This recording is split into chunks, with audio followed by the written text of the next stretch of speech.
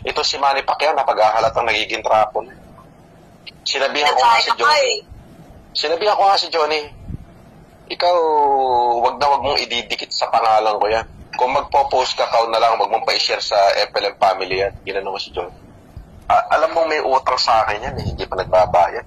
$30 million ang utang sa amin yan. $30,200,000 US. Our beloved Boss Mike Cervera.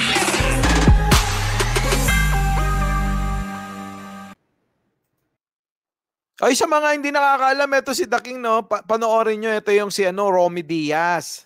Oo, yan yun. Yan yung mapapanood nyo na ginagaya si Romy Diaz. Yun. Okay na. Maganda-ganda okay lahat. Ginising ako ni JC. May daw eh. Nahanap burok, Brad eh. Siyempre, gigising tayo dyan. Minsan lang. Bukas pag may time ka kasi magkikita-kita kami, punta ka. Wala yun. Quezon Province ako eh. Ay, ang layo. Oo. Pero kung makikipagkita sa inyo si Kulaong, luluwasin ko yan. Hype na yan. Bakit naman parang galit na galit ka? Dahil si Raulo yun. Marami maraming ginawa sa akin na kalokohan niya. Hindi, alam mo, nung araw nga, di ba sinasabi ko, idol pa nga tao ko dyan eh. Ginawa niya, pinagtrabaho niya ako. Hindi niya ako binayaran. Pagkatapos, siniraan ako. Okay lang hindi ako nabayaran ng pere.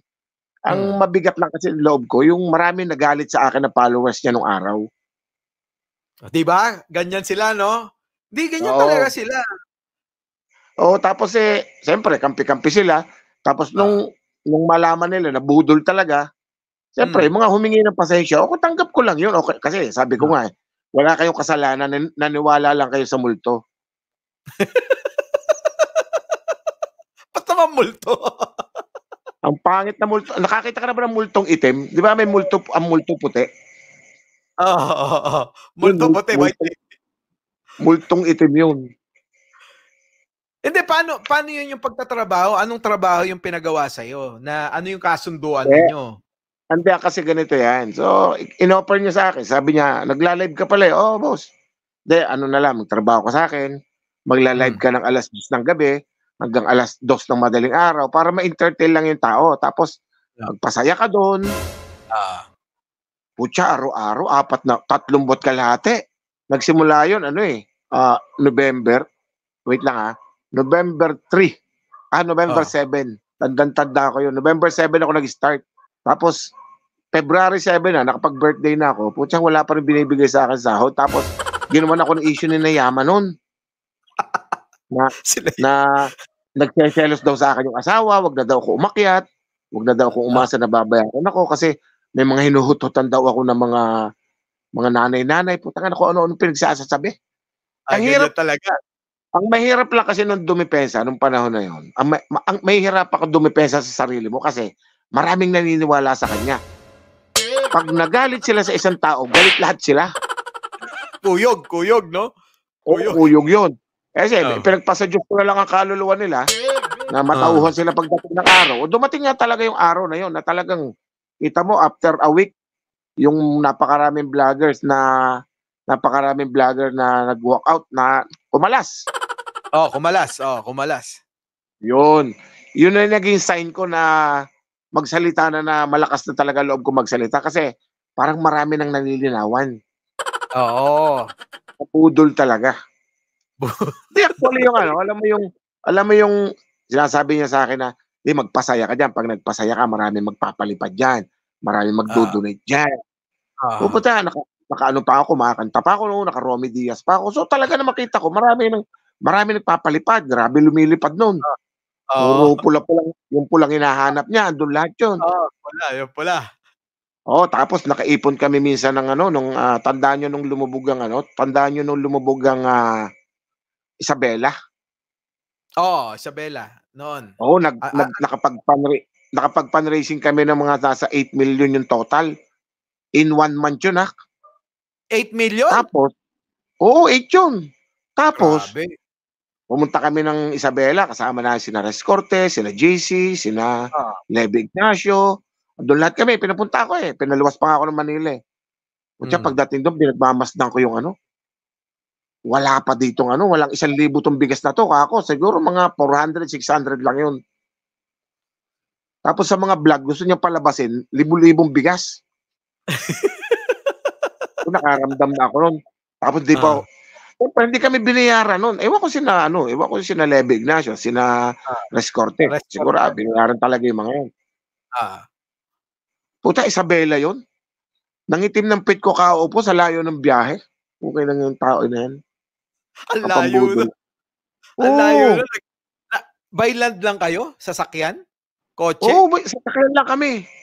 Sasakyan lang kami. Oo. Ang layo. Tanong mo kay JC kung ilang oras yung biyahe namin. Puta, nakala ko nga, parang ang Itbulaga doon, alas 4 na nag-i-start sa layo eh. Layo talaga. Tapos manggagaling ka pang Quezon. Oo, galing pa akong Quezon. Grabe layo ng biyahe mo. Dulo sa dulo. May isang followers siya na taga rito sa amin, kababayan ko. Nagmagandang loob na mapapunta ako doon sa Maynila. Tapos yun, puta, nung nagkakasiraan na galit sa akin, wala daw ako utang na loob kasi nag-offer na nga daw siya ng sasakyan sa akin doon. Hindi ko ito na utang na loob. Sabi ko, putang inang yan eh. Napahamak pa nga ako doon eh. Hindi ko naman sila masisi kasi naniniwala talaga sila kay Kulaong. Grabe nun. Grabe nun. Oo, grabe. Grabe talaga no. Halos sinasamba ng tao yan. Alam mo, masakit sa akin. Dumaan sa akin. First time ko naranasan dumaan yung Pasko't Bagong Taon. Ni wala akong mailagay sa lamesa ko kasi nga, ang inasahan ko yung sasahurin ko. Wala akong iba naging trabaho. Talagang binuhos mo yung oras mo dun eh, di ba? Kasi pandemic, wala naman tayong mga event nun eh. Di ba? Oo, tsaka ano yun, araw-araw talaga. Wala ko ibang hanap buhay nun. Kasi ang inaasahan ko lang siya.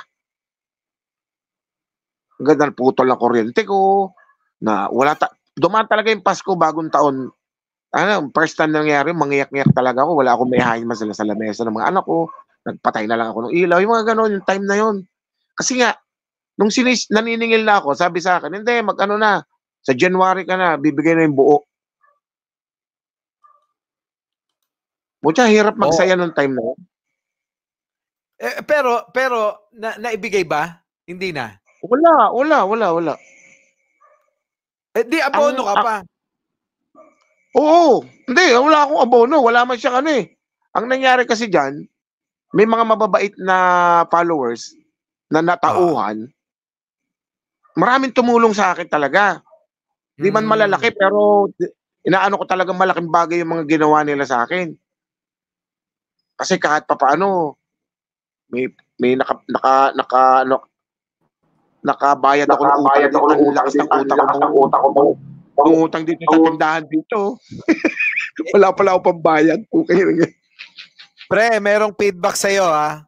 Si JC nandito na eh. Ang dilim eh. Ayaw magpakita ng mukha eh. Tapos, ano nangyari? So, yun na nga. Umuutang-utang ako dito sa tindahan ko. So, yun. Si JC, tinulungan ako na. Binulong ako doon sa mga nanay-nanay eh. Di, awa ng Diyos. Parang binigyan ako ng 1 buwan sweldo eh. Mabait yan si JC. Ano yan eh, kumpare ko yan eh. Mabait yan. Mabait yan. Nalilimutan na ako niya pagkasikat na siya eh. Sina JC makatira-tira dito yung mga yan. Pumupunta lahat dito sa bahay. Dito lahat na vlogger nun, kompleto na pumupunta sila dito sa bahay, binibisita ko. Sina Makmak. Kasi nung mag-walk out talaga lahat yung mga yan, parang naramdaman ko noon na ito na yung pinagdasal ko na sana matauhan din sila. Sana, ayoko namang maranasan nila yung ginawa sa akin. Pero ang panalangin ko noon talaga, sana matauhan sila, malaman nila lahat ng totoo. Tapos sumabog na ngayon. Ayun, kaya sila, nung magkakampi-kampi na ulit, pumupunta sila dito sa bahay. Tapos lalong pinag-initan niya si JC kasi nakikita pumupunta dito sa bahay sa Hacienda de la Vega. Ang tagal ko bago naka-recover talaga kasi Sabi ko nga, yung pera madali eh. Pero yung mga narinig ko dun sa mga followers, yung masasakit na salita, parang ang hirap lunukin. Alam mo Grabe, yung sasabihan ako na, sira ulo ko palang tanga ka eh. Tinulungan ka na nga nung araw, tapos kayo maniningil ka. Hindi naman nila alam yung naging usapan namin ni Kulao na magtatrabaho ko sa kanya. Siyempre, magkano na lang ba yung 20,000 na 20,000 monthly? Ay, oo. Ano yun? Kulang yun, boss. Hindi sa pag-ano ha, sana ipasok kong pera sa kanya sa pagpapasaya. Oo. Grabe yun. At saka nagtrabaho ako ng buong puso sa kanya kasi idol ko nga siyang hayop siya eh. Oo, idol ko siya eh. Sa pagpapasaya. Ginawa ko ng buong puso. Napapanood namin yun nung nandoon ka. Kahit nagbumukha-mukha akong tanga-tanga doon, okay lang kasi masaya. Nakikita ko nagtumutulong sila. Mga ganon. Ang masakit lang talaga doon, yung dumating na yung time na kinikick out ako, nung nakakaramdam na sila na medyo panay na ang paniningil ko. Sino hindi maniningil nung wala kami makain, pamilya. Alam ka naman na thank you yun, di ba? Kaya nga, tsaka alam mo may usapan talaga kami. Talaga ikinausap niya ako. Ano yan eh, pag naka-live kami, pinipid pa niya ako ng sasabihin ko at gagawin ko eh, para, ganito gagawin mo, mag-costume ka, magpasaya ka, kumanta ka. PPM niya ako. So, gagawin ko naman yun. Yung liparan yung mga kulay. Sa akin, wala. Kung magkano pumasok sa kanya, okay lang yun. Kasi alam ko, nagtatrabaho ko. Talagang ginawa ko yung trabaho ko. Ginawa ko yung trabaho ko. Minahal ko siyang king-ina niya. Yung ganon. Muli, Mike Cervera po, laging nagsasabi at nagpapaalala, mahalin natin ang ating kapwa, ipagdasal natin ang ating bansa. Magandang umaga, magandang hapon, at magandang gabi sa mandako ng mundo. Naroon kayo. Siyempre, magandang buhay na rin para sa ating lahat. Our beloved Boss Mike